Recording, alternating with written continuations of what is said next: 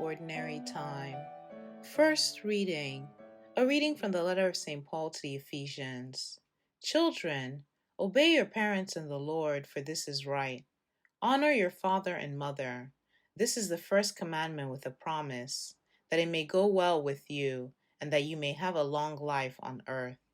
Fathers, do not provoke your children to anger, but bring them up with the training and instruction of the Lord. Slaves, be obedient to your human masters with fear and trembling, in sincerity of heart as to Christ, not only when being watched as currying favor, but as slaves of Christ, doing the will of God from the heart, willingly serving the Lord and not men, knowing that each will be requited from the Lord. For whatever good he does, whether he is slave or free, masters, act in the same way towards them, and stop bullying, knowing that both they and you have a master in heaven, and that with him there is no partiality. The word of the Lord.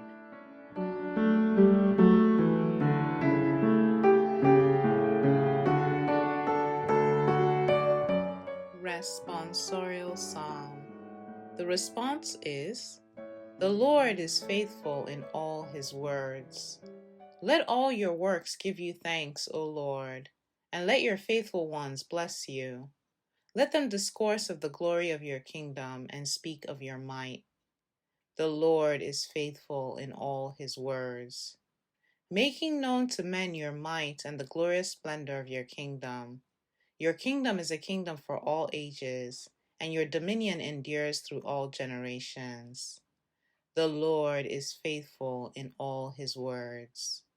The Lord is faithful in all his words and holy in all his works.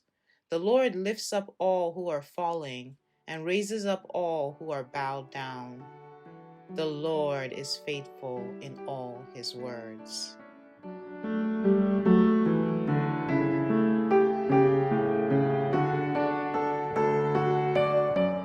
Gospel.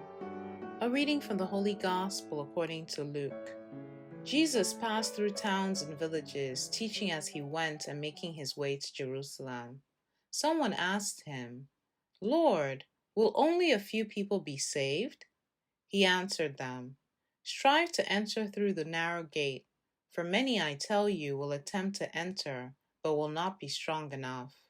After the master of the house has arisen and locked the door, then will you stand outside knocking and saying, 'Lord, open the door for us.'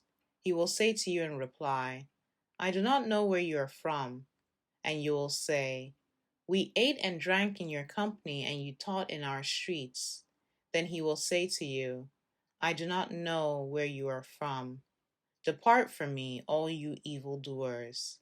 And there will be wailing and grinding of teeth when you see Abraham, Isaac, and Jacob, and all the prophets in the kingdom of God, and you yourselves cast out. And people will come from the east and the west, and from the north and the south, and will recline at table in the kingdom of God. For behold, some are last who will be first, and some are first who will be last." The Gospel of the Lord.